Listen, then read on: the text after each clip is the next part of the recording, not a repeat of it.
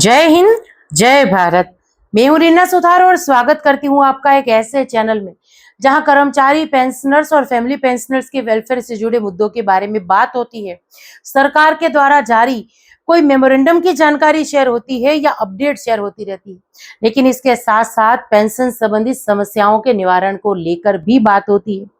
तो आज एक नए वीडियो में कुछ नई जानकारियों की तरफ आगे बढ़ते हुए सबसे पहले बात कर लेते हैं उन टॉपिक की जिसकी जानकारी लेकर आज के इस वीडियो में आई। देखिए, हमेशा की तरह आज का ये वीडियो भी हमारे कर्मचारी पेंशनर्स और फैमिली पेंशनर्स के लिए बेहद ही महत्वपूर्ण रहने वाला है, क्योंकि आज के इस वीडियो के जो टॉपिक है उसमें सबसे पहले हम बात करेंगे एक ऐसे विषय पर जिसका इंतजार या जिसके बारे में जानना हर एक कर्मचारी पेंशनर्स और फैमिली पेंशनर्स चाहते हैं। देखिए, 13 अप्रैल की वो बैठक तो आप सभी को याद ही होगी जो एनसीजेसीएम स्टाफ साइड की तरफ से हुई थी, और इसमें अलग अलग जो संगठन हैं, एसोसिएशन है, उन्होंने हिस्सा लिया था। उसके बाद फाइनली एक मेमोरेंडम तैयार किया गया था जो 8वें वेतन आयोग की कमेटी को सौंपा जाना है।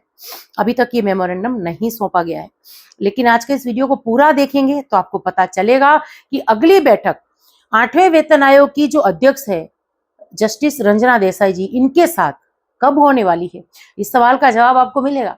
ये और इसके साथ साथ कुछ ऐसे सवाल कि फैमिली यूनिट में जो हम बढ़ोतरी की बात की जा रही है, तो ये बढ़ोतरी होने से हमें कितना लाभ होगा, और इसके साथ साथ डीए मर्ज कब होगा, इस सवाल का जवाब भी शिव गोपाल मिश्रा जी ने दिया है। तो आज के इस वीडियो में शिव गोपाल मिश्रा जी का जो एक इंटरव्यू मैंने देखा उसके कुछ अंश लेकर आई हूँ, उसके जवाब दूंगी, और इसके साथ साथ कुछ कमेंट्स भी आज के इस वीडियो में मैंने शामिल किए हैं जिनके माध्यम से हमारे पेंशनर्स और फैमिली पेंशनर्स ने अपनी पेंशन संबंधित समस्याओं को शेयर किया है।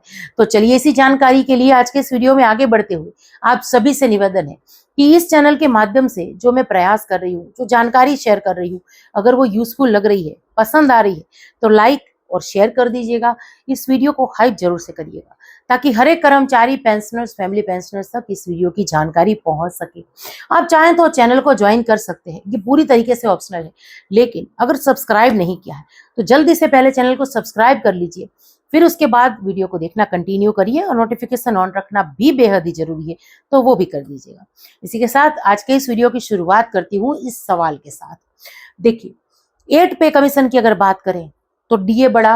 आप सब जानते हैं कि 1 जनवरी 2026 से हमारे महंगाई भत्तों में 2% की बढ़ोतरी की घोषणा जो है केंद्र सरकार ने कर दी है। इसके बाद अब पेंशन में ये बढ़ोतरी कब जुड़ कर आएगी, आने वाले दिनों में कंफर्म होगा।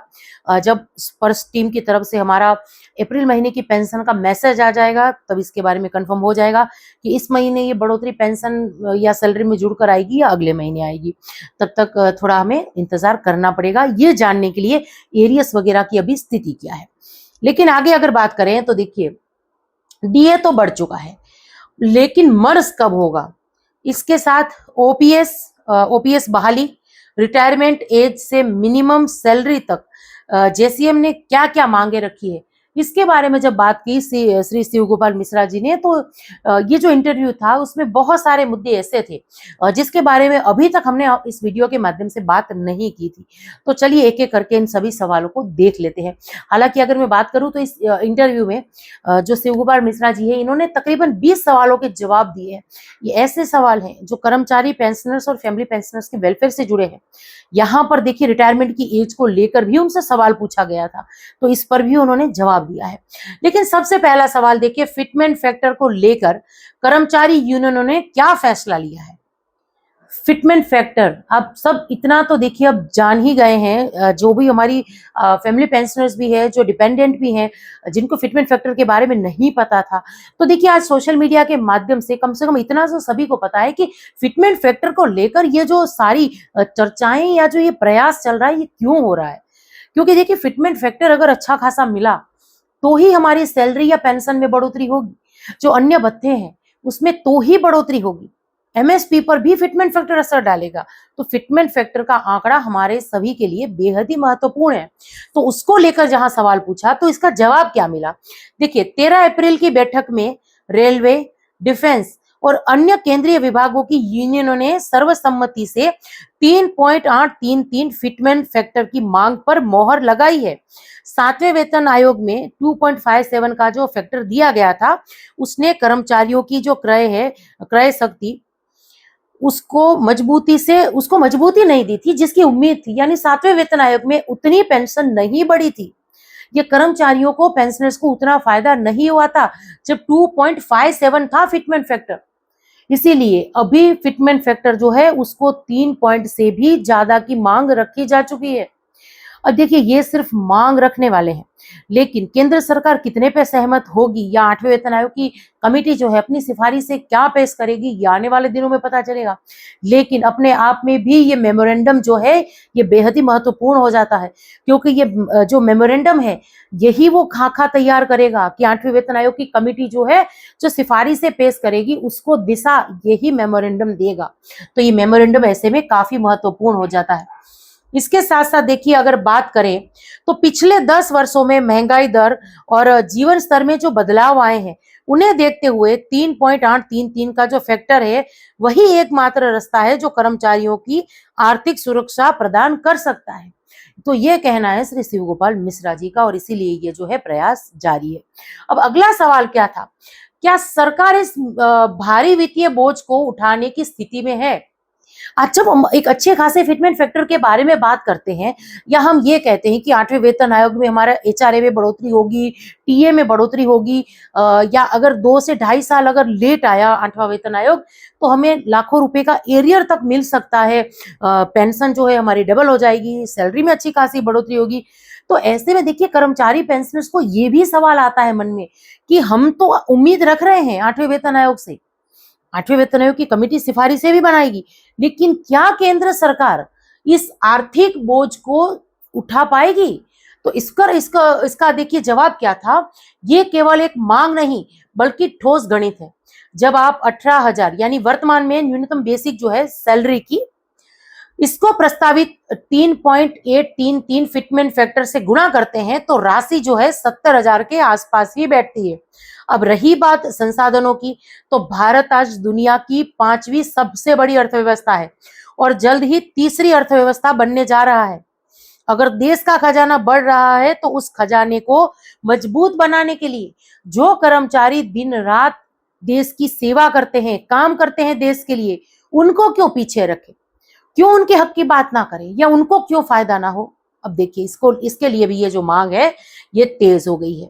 इसके साथ अगर अगले अब सवाल की तरफ बढ़े, जहां शिव गोपाल मिश्रा जी से जो सवाल पूछा गया था उसका उन्होंने क्या जवाब दिया, तो देखिए, क्या प्रधानमंत्री मोदी कर्मचारियों को इस बार कोई ऐतिहासिक सरप्राइज दे सकते हैं? जो रिपोर्टर थे उन्होंने ये भी पूछा था शिव गोपाल मिश्रा जी से कि क्या कोई जो है सरप्राइज मिल सकता है केंद्र सरकार की तरफ से, अच्छा सरप्राइज। तो देखिए, यहाँ इसका जवाब क्या मिला कि मोदी सरकार हमेशा लीक से हटकर फैसले लेने के लिए जानी जाती है।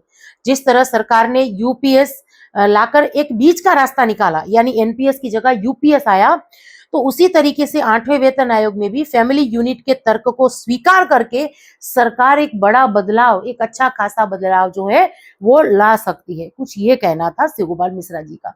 इसके साथ अगले सवाल की तरफ आगे बढ़ते हैं। अब देखिए, क्या रिटायरमेंट की उम्र को लेकर भी कोई खिचड़ी पक रही है? यानी क्या सिफारिशों में इसको भी शामिल किया गया है कि रिटायरमेंट की एज जो है 58 साल या 62 साल, इसको लेकर क्या कोई बात है? तो इसको लेकर जवाब था कि फिलहाल रिटायरमेंट की उम्र को लेकर या 60 से घटाकर 58 या बढ़ाकर 62 करने पर कोई भी जो है आधिकारिक मांग यूनियनों की तरफ से नहीं की है। यानी अभी पूरा ध्यान जो है 8वें वेतन आयोग की जो मेमोरेंडम सौंपा जाना था कमेटी को, उसको लेकर है। फिटमेंट फैक्टर, एचआरए, टीए, इसको लेकर ही है। अभी रिटायरमेंट की एज को लेकर कोई भी डिस्कशन नहीं हुआ है। इसके साथ देखिए, अगला सवाल देख लेते हैं। अभी सबसे महत्वपूर्ण सवाल कि डीए को बेसिक पे में मर्ज करने की क्या प्रक्रिया होगी और इससे क्या लाभ होगा? तो देखिए, इसका जवाब क्या आया। जैसे ही 8वां वेतन आयोग लागू होगा, पिछला जितना भी डीए होगा वो बेसिक में मर्ज होकर एक न्यू बेसिक बनाएगा। इससे भविष्य में मिलने वाले एचआरए और ग्रेजुएटी की गणना बड़े आधार पर होगी, जिससे रिटायरमेंट के समय जो है मिलने वाली राशि में लाखों रुपए का फायदा होगा। एचआरए में और ग्रेजुएटी वगैरह में जो है फायदा होगा, और जब पेंशनर्स रिटायर होंगे तो लाखों रुपए का उनको फायदा होगा। कुछ ये कहना था डीएमर्स को लेकर। अब सबसे आखिरी और महत्वपूर्ण सवाल कि जस्टिस रंजना देसाई के साथ अगली निर्णायक बैठक कब और कहाँ होगी? तो देखिए इसका जवाब क्या मिला। मेमोरेंडम जमा करने की आखिरी तारीख 30 अप्रैल है। उसके बाद मई के पहले पखवाड़े में दिल्ली में एक हाई लेवल मीटिंग होने की संभावना है। वहां यूनियनों को अपने आंकड़ों के जो डिफेंड करना होगा, और हम इस बार पूरी तैयारी के साथ जा रहे हैं। यानी अभी ये डेट तय नहीं है कि 8वें वेतन आयोग के कमेटी के जो अध्यक्ष हैं जस्टिस रंजना देसाई जी, इनके साथ इस मेमोरेंडम को सौंपने के लिए वो बड़ी मीटिंग कब होगी इसके बारे में डेट नहीं तय है।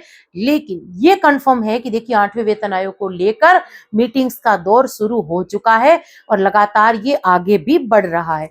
18 महीनों का समय दिया गया था केंद्र सरकार की तरफ से, अब इसमें कुछ महीने बीत भी चुके हैं, कामकाज आगे बढ़ रहा है। उम्मीद करती हूँ कि हमारे सभी कर्मचारी पेंशनर्स और फैमिली पेंशनर्स के लिए ये 8वां जो वेतन आयोग है ये बेहतरीन साबित होगा, जैसे 6ठा वेतन आयोग था, ना कि 7वें वेतन आयोग की तरह जहां कर्मचारियों के कुछ हक भी जो है जिसका भुगतान अभी तक नहीं किया गया है। चलिए ये तो आने वाला दिन बताएगा कि 8वां वेतन आयोग हमारे लिए क्या लेकर आएगा। लेकिन अब वीडियो में आगे बढ़ते हुए कुछ कमेंट्स देख लेते हैं, क्योंकि हमारे जो पेंशनर फैमिली पेंशनर्स बहुत उम्मीदों के साथ कमेंट्स करते हैं और इस विश्वास के साथ कि उनके सवालों के जवाब उनको जरूर से मिलेंगे। तो एक एक करके इन सभी कमेंट्स के जवाब देखेंगे। लेकिन एक रिक्वेस्ट आज के इस कमेंट्स को शुरू करने से पहले कि देखिए जब आप कमेंट्स करते हैं तो जो लेटेस्ट वीडियो होता है इस चैनल पर उसी पर कमेंट करिए, और फिर एक बार कमेंट्स करके लगातार 1-2 दिन के वीडियोस देखिए जब मैं उन कमेंट्स के जवाब दूं, तो ताकि वो जवाब आप तक पहुंच सके। और एक बार जब आपके कमेंट्स का जवाब आपको मिल जाता है तो कमेंट्स के माध्यम से उसकी भी जानकारी जरूर से शेयर कर दीजिएगा। इसी के साथ पहला कमेंट देख लेते हैं।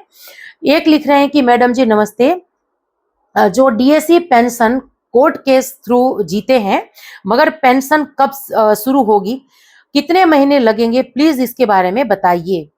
देखिए अगर अभी माननीय सुप्रीम कोर्ट का ये जजमेंट वगैरह आ गया है तो आपको क्या करना है, ये जजमेंट आप शेयर करके या आप डीएससी को इसके लिए लिख भी सकते हैं कि देखिए अब जजमेंट माननीय सुप्रीम कोर्ट का जजमेंट आ गया है तो जल्दी से इसको लेकर आप हमारा पीपीओ जो है वो बना दीजिए और पेंशन शुरू कर दीजिए। बाकी क्योंकि देखिए डीएससी के बहुत सारे पेंशनर्स के कमेंट्स थे, तो कल या परसों में हमारे एडवोकेट सर से इसके बारे में बात करके वीडियो में पक्का जानकारी शेयर कर दूंगी, क्योंकि बहुत सारे कमेंट्स डीएससी के हमारे पेंशनर्स के आए हैं। चलिए अगला कमेंट है, एक लिख रहे हैं कि मैम एक क्वेश्चन है कि फैमिली पेंशन जो बीएसएफ से है बेसिक पेंशन 15,500 है, तो 8 पे कमीशन में क्या होगी। देखिए 8 पे कमीशन में कितनी बेसिक में बढ़ोतरी होगी ये कह पाना अभी से काफी मुश्किल है, लेकिन फिटमेंट फैक्टर का जो आंकड़ा सबसे सटीक लग रहा है वो 1.92 या ज्यादा से ज्यादा 2 पॉइंट है।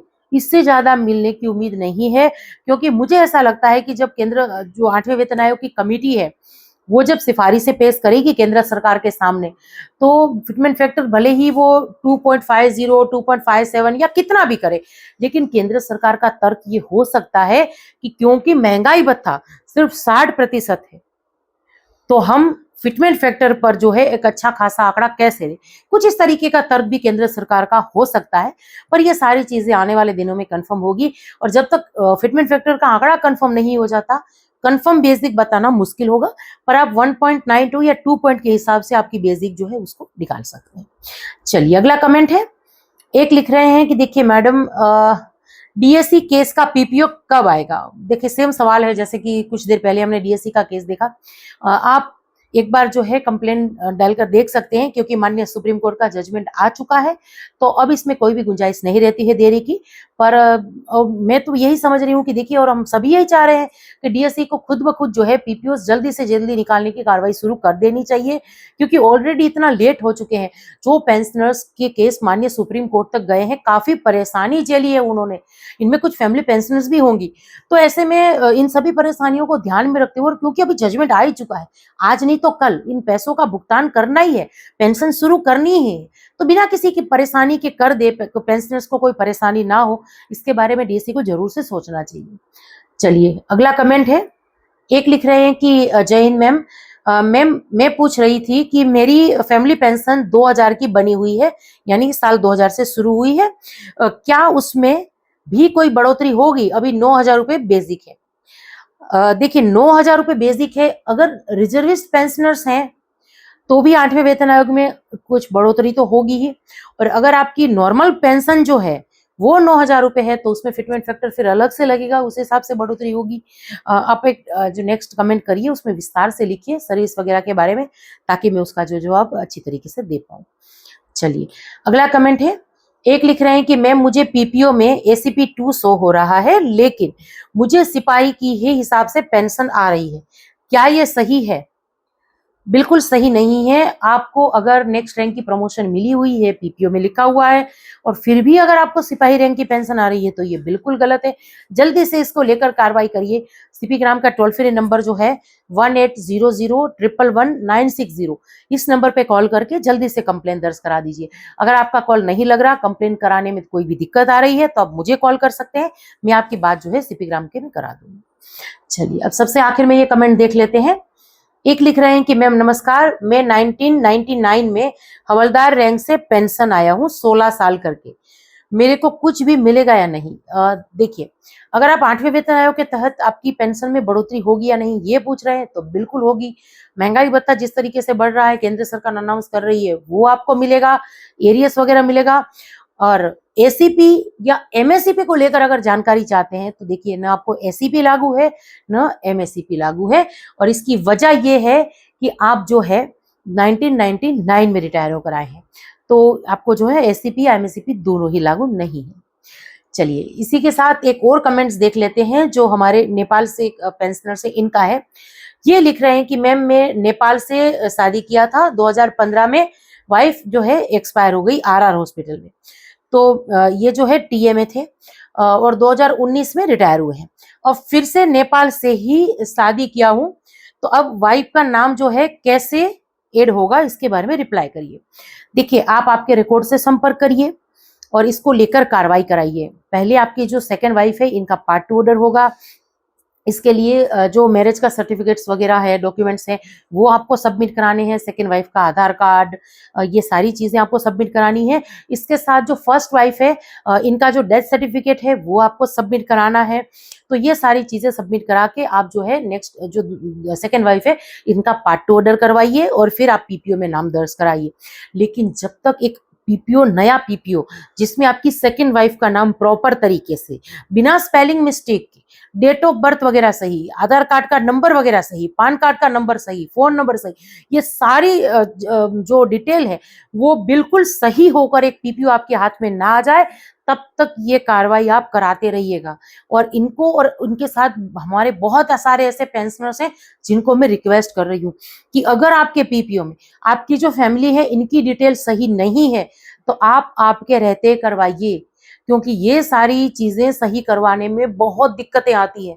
क्योंकि हम रोज ही ऐसी फैमिली पेंशनर्स के केस सॉल्व करते हैं, देखते हैं, जिला सैनिक बोर्ड से संपर्क करते हैं, रिकॉर्ड को कभी कॉल करना पड़ता है या ज्यादातर सीपी ग्राम पर कंप्लेन करते हैं, तब जाकर उनकी जो है पेंशन शुरू होती है।